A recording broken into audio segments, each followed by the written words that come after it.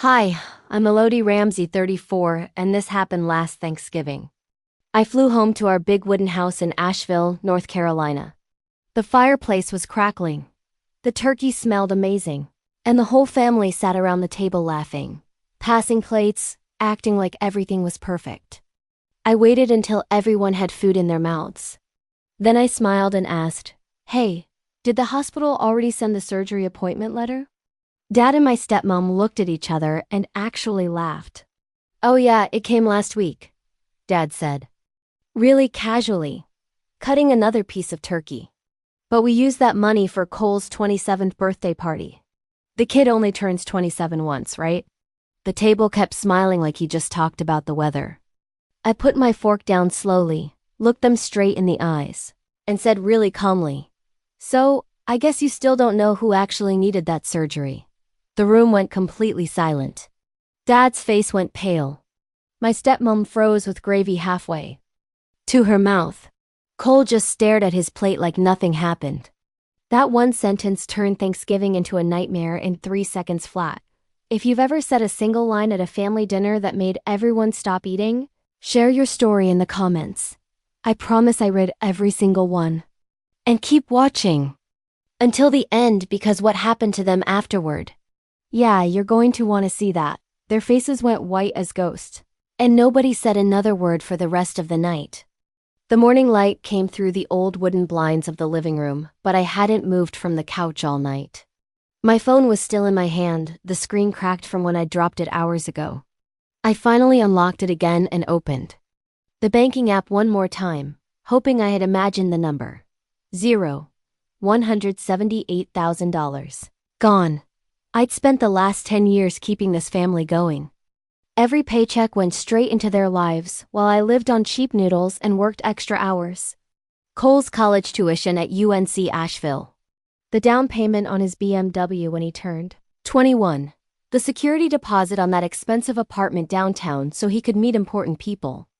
The endless credit cards on my account that he gave out to his friends like candy. I never said no, not once. 1 months earlier, Cole had stayed at my place after a night out. He fell asleep on my couch, snoring really loud. I noticed his joints looked swollen again. He'd been complaining about pain for months, saying it was from old football injuries. Something told me it was worse. While he slept, I carefully took 2 small tubes of blood with a kit I'd ordered online. I drove them to the lab myself the next morning. 2 days later, Dr. Nolan Beckett, my ex-boyfriend and still the only joint doctor I trusted, called me personally. "Elodie, it's serious rheumatoid arthritis. He's in the early stage. If he starts special treatments within the next 6 to 8 months, there's a 90% chance we can stop permanent damage. After that time window closes, it's lifelong body damage and strong pain medicine." I didn't tell anyone. Cole would have panicked. Dad would have ignored it. Valerie would have turned it into drama. So I did what I always do. I fixed it quietly. I set up a special medical account in my name only. The account owner was me, and the person who would get the money was Cole Ramsey for medical expenses only. I put every bonus, every tax refund, every skipped vacation into it. $178,000. The exact amount Duke Hospital wanted up front for the first year of special treatment. Because I travel for work sometimes, I added one single emergency rule in case of immediate medical need for Cole. Either parent could request the money with spoken permission and a follow-up email from me. I never thought they'd use it. They did. Last week, while I was stuck in Denver on a project, Valerie called my private banker. She used the exact words, "Elodie's overseas, Cole's in crisis." She said I could handle it. Then she sent an email from an address that looked exactly like mine. elodie.corp.travel87gmail.com, giving permission. The banker saw the rule, saw the email, heard Valerie cry on the phone, and released the full amount in one transfer. Where did it go? Cole's 27th birthday party. A private mountain cabin rental for the weekend. A kind of famous band flown in from Nashville. Custom fireworks over the Blue Ridge Mountains. 300 guests, half of them social media influencers who needed the content. Open bar with food made by the most popular chef in Asheville. Ice sculptures, the whole thing. I looked at Cole's Instagram. The stories were still there. Him crowd surfing. Him popping champagne on a balcony at sunrise. Him grinning in front of a neon sign that said 27 and unstoppable. He had no idea the money that lit up his night was supposed to keep him from spending the rest of his life in a wheelchair. I sat there until the sun was high, phone dead in my lap. My little brother, the same kid I used to carry on my shoulders when he was 5, was about to lose everything because our own parents threw his future away for one weekend of likes and fireworks. For the first time in 10 years, I didn't cry. I didn't scream. I just felt something inside me turn off. And that was the morning I decided they were on their own. The doorbell rang loudly at 2 o'clock in the morning. I knew who it was before I even got to the door. I opened it and there they stood. Dad, Valerie, and Cole, all three smelling of alcohol. And anger. Valerie pushed past me first, holding a thick stack of papers like a weapon. She didn't waste a second on hellos. You cut off every single one of Cole's credit cards, didn't you? She hissed, slapping the statements on my coffee table. His card gets declined everywhere. He couldn't even buy gas yesterday. Dad stormed in right behind her. The BMW payment didn't go through. The repo company already left a notice on the windshield. They're coming to take it in 48 hours. Elodie, 48 hours. Cole stood in the doorway, hoodie half-zipped, eyes red. He looked smaller than I remembered. Sis, the leasing office put a 10-day pay or leave notice on the apartment door this morning. My roommates are freaking out. I'm about to be homeless. I closed the door slowly and leaned against it. For the first time in my life, I didn't back down. Valerie kept going, voice getting louder. Do you have any idea how this looks? His friends are calling his phone. Yo, why is your card dead? He's 27, not some broke college kid. This is embarrassing. Dad pointed a finger at my chest. You don't get to stop paying whenever you feel like it. This family runs on what you provide. Always has. You stop. We all stop. That's the deal. Cole finally stepped inside, rubbing the back of his neck. Come on, I'll just turn everything back on. I'll pay you back when my next brand deal happens. 2 weeks tops. I looked at each of them one by one. 10 years of excuses, guilt trips, and emergency money requests flashed through my head. The thousands I'd sent at 3 a.m. so Cole could keep up appearances. The flights I'd canceled to cover his rent. The birthdays, Christmases, graduations. I'd worked double shifts to pay for. I took a slow breath. No. The word hung in the air like a gunshot. Valerie's mouth actually fell open. What did you just say? I said no. Not another dollar. Not another payment.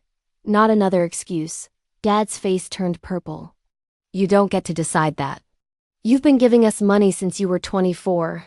That's your role. You don't just walk away. My role? I laughed short and sharp. I'm not in a TM with a heartbeat. Cole tried the sad puppy dog eyes that always worked when we were kids. Sis, please. I've got appearances lined up, sponsors. If I show up looking broke, it's over. Valerie grabbed the papers again and spread them out like playing cards. Look at these bills. Look at what you've done. You want your little brother on the street? I didn't touch the stack. He's 27. He has a college degree. He's using a car he can't afford and an apartment he doesn't pay for. That's not my problem anymore. Dad took a step closer, voice dropping to that scary, calm tone he used when I was a teenager. You think this ends here? You think we're just going to let you destroy everything we've built? Valerie cut in, eyes narrowed. You've got 24 hours to turn everything back on. Cards, car payment, rent, or you're going to find out exactly how far we're willing to go to protect this family. Cole just stared at the floor, shifting his weight, waiting for me to give in like I always did. I walked past them, opened the front door wide and stood there. 24 hours starts now, I said. Get out. They didn't move for a second, like they were waiting for the punchline. When it didn't come, Valerie picked up her papers, muttering something mean under her breath. Dad gave me a look that could have melted steel. Cole waited the longest, then shuffled out behind them. The door shut. I locked it, slid the chain, and for the first time in 10 years, the house was completely quiet. I stood there in the dark hallway, heart pounding, waiting for the guilt to crush me like it always had. It never came. A thick brown envelope sat on my doorstep when I got home from work. No stamp, no return address, just my name typed in bold. I carried it inside, opened it, and felt the floor tilt under me.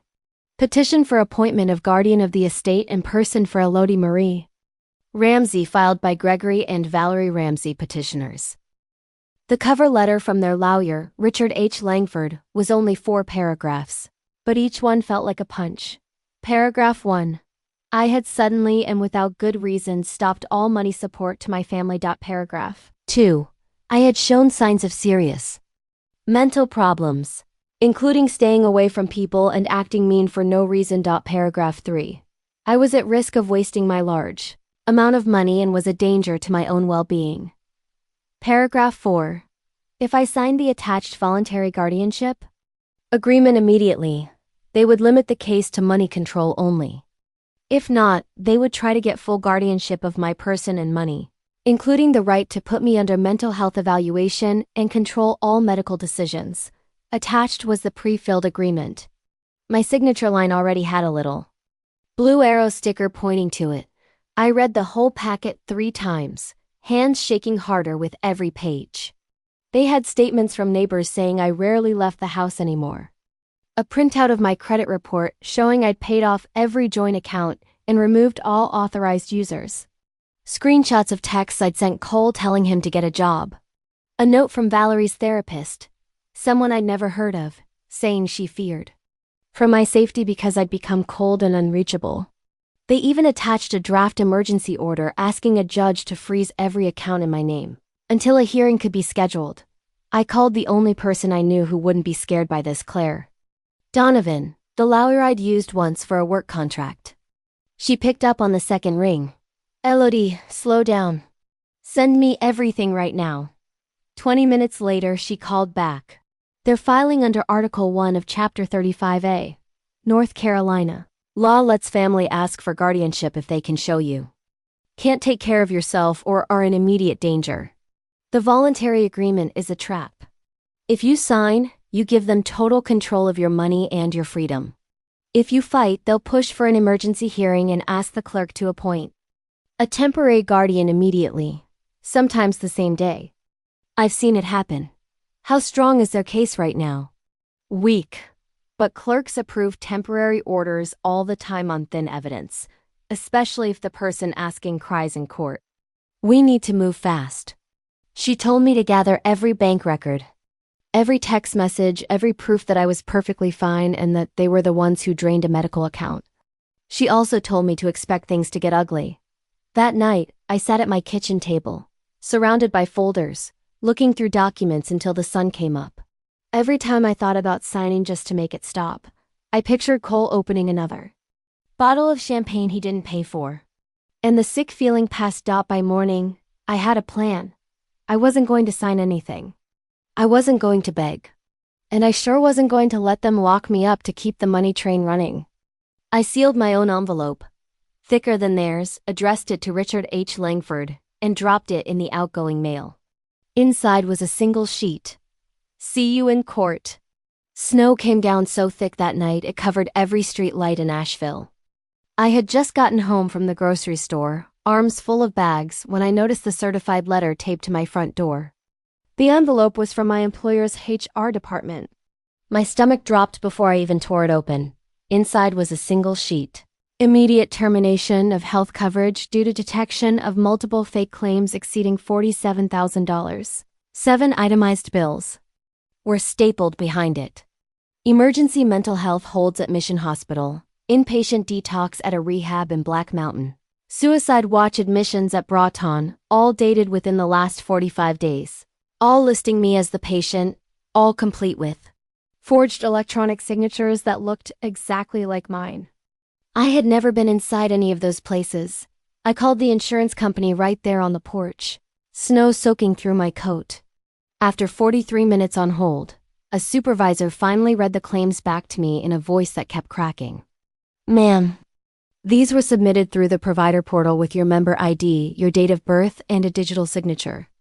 Federal law requires us to stop coverage while we investigate. I asked for the submission IP addresses. She read them off. Every single one came from an address I knew by heart, the house I grew up in. That same night, just past 1:30, someone started pounding on my door so hard the wall shook. I looked through the peephole. 2 Asheville police cruisers sat in the driveway. Light bars painting the blizzard red and blue dot snow poured in sideways when I opened the door a crack. The officer closest to me was brushing flakes off her shoulders. Her name tag said Klein. Detective Sarah Klein.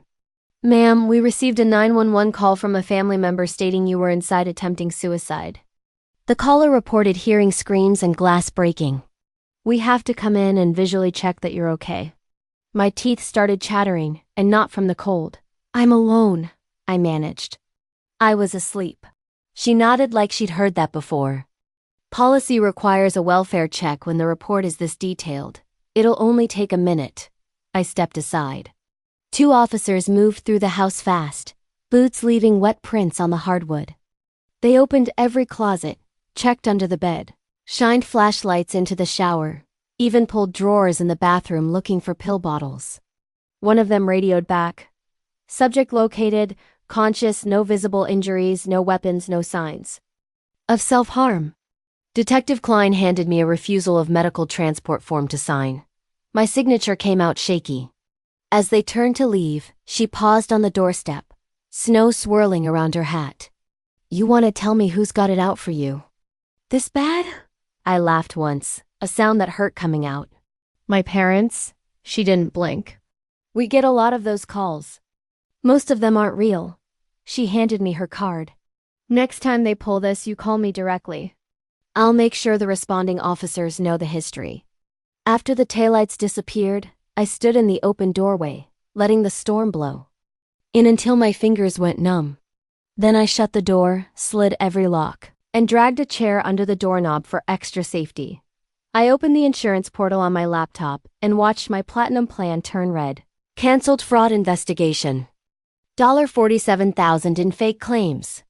One phone call at 1:30 in the morning with cops searching my house in the snow. They weren't even trying to be sneaky anymore. I curled up on the couch, still wearing my wet coat, boots dripping onto the rug. The house was silent except for the wind rattling the old windows. For the first time since I cut them off, the complete loneliness of it crashed over me like an avalanche. No one was coming to save me. No one even believed I needed saving. I stayed on that couch until the sky outside turned gray, holding Detective Klein's card so hard it left marks in my palm. A process server in a wrinkled gray suit caught me in the grocery store parking lot on a warm April afternoon, the kind of day when the mountains look close enough to touch. He stepped right in front of my card and handed me a thick white envelope with the red Buncombe County seal already broken open by the wind. I knew what it was before I even saw the title. Summons and Guardianship of Elodie Marie Ramsey. Hearing. April 28, 9 a.m., Courtroom 2B, Buncombe County Courthouse. Clerk of Superior Court Margaret Ellison, presiding. I leaned against my car and read every page right there in the sun. 11 witnesses. Dr. Marcus Tran, board-certified psychiatrist, claiming he had treated me for a serious mental breakdown with thoughts of suicide. Social worker Lisa Chen claiming 3 unannounced home visits where I refused entry and threatened self-harm. 3 former coworkers from a job I left 5 years ago swearing I had begun hoarding medications and acting paranoid about family. 2 neighbors from streets I had never lived on describing strange behavior, including screaming at night. A barista from Malaprop's bookstore saying I collapsed in the cafe, crying about ending it all. Every statement was notarized on the exact same date. Every single one painted me as a ticking time bomb, who had irresponsibly cut off all money support from dependent family members, putting both herself and others in danger. The request asked Clerk Ellison to declare me unable to care for myself. Appoint Gregory and Valerie Ramsey joint guardians of my person and money, and grant immediate emergency powers to freeze every account, take away my driver's license, and place me in protective custody while waiting for full decision. I drove straight to Claire Donovan's office with the windows down and the envelope flapping on the passenger seat like a trapped bird. Claire spread the papers across her conference table and started marking them with different colored highlighters. Yellow for lies, pink for fake statements, orange for crimes. 11 sworn statements filed within 4 days of each other, she said. Voice low. That's not coincidence. That's a paid group. Look at the notary, same woman on every single one. And 3 of these witnesses used the exact same words. Subject stated she would rather die than continue supporting family.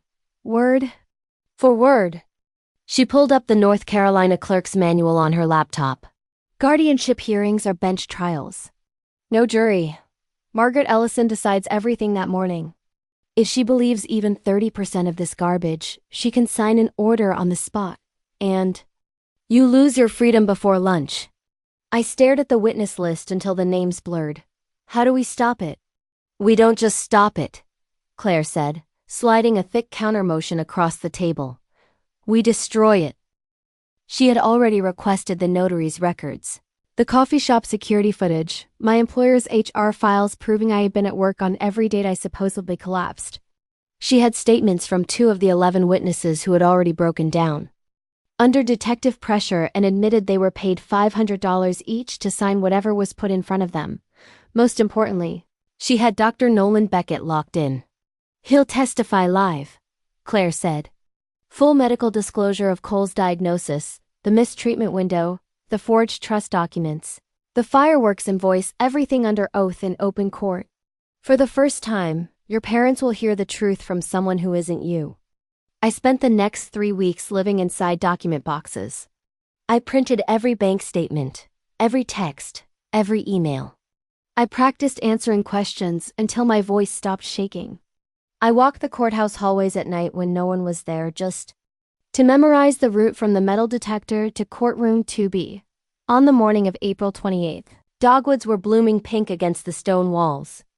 I wore the navy suit I bought for my first real job interview at 24. The one I swore I would never need again. Inside the courtroom, the air smelled like lemon cleaner and fear. Dad and Valerie sat at the petitioner's table in clothes I had never seen, looking smaller than I remembered. Langford kept adjusting his tie like it was choking him. Cole sat directly behind them, hoodie up, scrolling TikTok with the sound off. Still treating the whole thing like a dentist appointment. He was being forced to attend. Clerk Margaret Ellison entered at exactly 9 o'clock. She was younger than the photos. Sharp cheekbones, eyes that didn't miss anything. Langford stood first. Your Honor, this is a tragic case of a daughter in crisis. Claire was already on her feet. Your Honor, this is a planned attempt at financial theft through weaponized guardianship. We move for immediate dismissal and criminal referral. Ellison's gaze moved to the witness list, then to me. Call your first witness, Miss Donovan. Claire smiled, small and deadly. The respondent calls Dr. Nolan Beckett. The side door opened, and everything they had built started to burn. Rain hammered the courthouse roof like it wanted in. I sat at the respondent's table, fingers ice cold around a legal pad. Across the aisle, Dad and Valerie kept their heads high, whispering to Langford. Cole slouched in the front row of the gallery, hoodie up, earbuds in, still treating this like an inconvenience. Clerk Margaret Ellison entered and took the bench. The room went dead quiet except for the storm outside.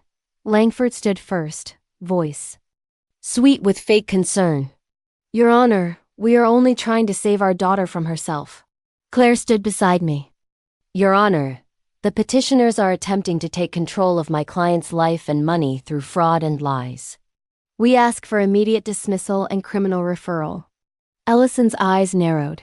Counsel has listed an additional witness, Dr. Nolan Beckett. Call him. The side door opened. Nolan walked in wearing a dark suit, carrying a thick red folder. He hadn't looked at me once since we broke up years ago. Today, his eyes locked on mine for half a second, steady, sorry, ready. He took the oath. Claire started softly. Dr. Beckett, please state your relationship to Cole Ramsey. I'm his diagnosing rheumatologist. 11 months ago, I confirmed aggressive rheumatoid arthritis. Without special treatment in the first year, permanent joint destruction is almost guaranteed. Gasps spread behind me. Valerie half stood. Objection, that's private. Ellison banged the gavel once. Overruled. Continue. Nolan opened the folder. Mr. and Mrs. Ramsey were never told because Ms. Ramsey planned to pay for the entire treatment herself. She created a special medical account containing $178,000 exclusively for Cole's care. He showed bank records on the screen. The forged email, the withdrawal, the cabin rental, the fireworks invoice, the influencer payments. Dad's face went gray. Valerie gripped the table edge. Nolan kept going. The treatment window closed 4 months ago. Cole now faces lifelong joint damage and strong pain medicine dependence. That money was his only realistic chance. Cole yanked out his earbuds. What are you talking about? Nolan turned to him. Your parents used your medical fund to throw your birthday party. You needed that money to walk normally for the rest of your life. Cole's mouth opened, closed, opened again. He looked at Valerie. Mom? She wouldn't meet his eyes. Claire handed Ellison the stack of 11 witness statements. Then the counterstatements from 3 of them recanting paid $500 each. Scared when detectives showed up, Langford tried to object again. Ellison shut him down. She read the documents for 8 long minutes while thunder rolled overhead. Finally, she looked up, voice like steel. After review of the evidence, I find no believable basis for a finding of inability to care for oneself. The petition is silly, filed in bad faith, and supported by what appears to be planned lies and financial stealing. She turned to Dad and Valerie. Gregory and Valerie Ramsey, your petition is denied with prejudice.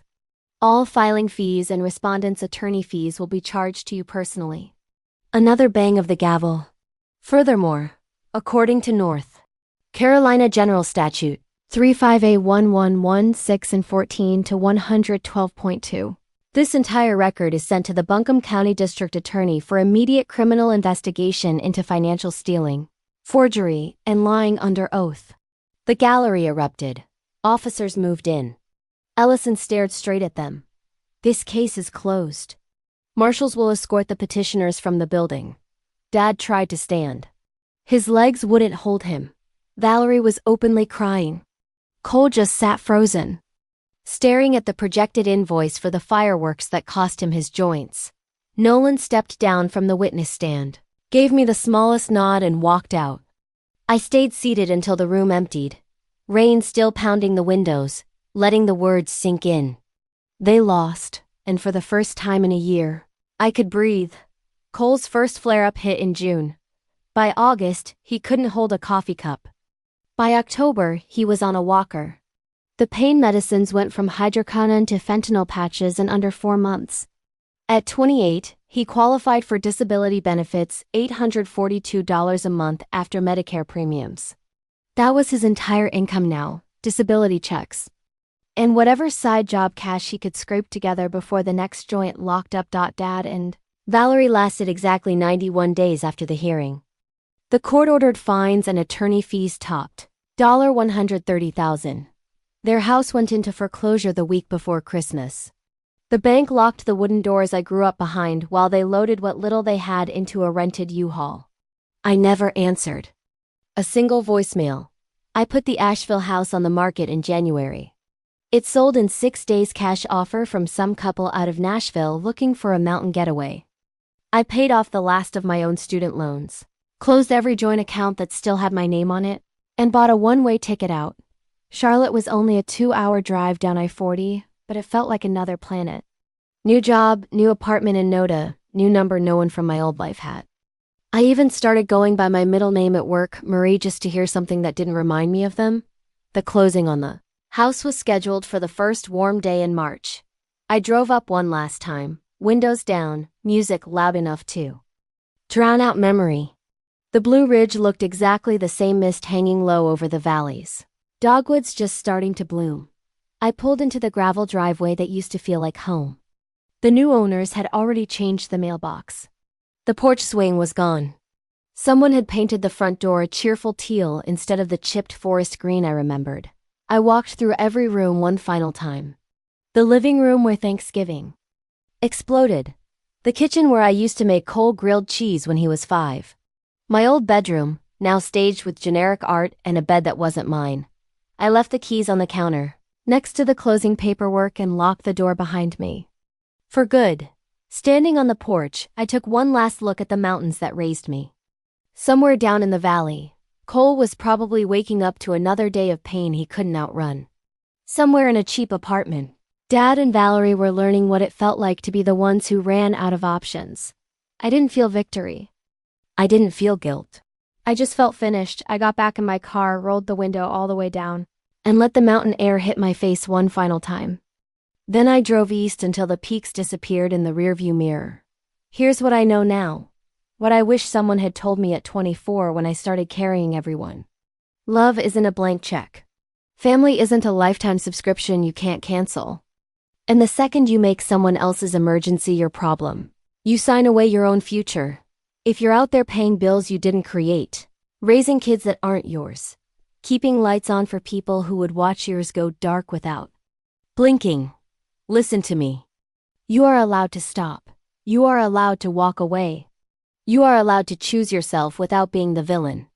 Because the people who really love you would never have let it come to this in the first place. That house is gone. Those mountains are someone else's view now. And I have never slept better in my life.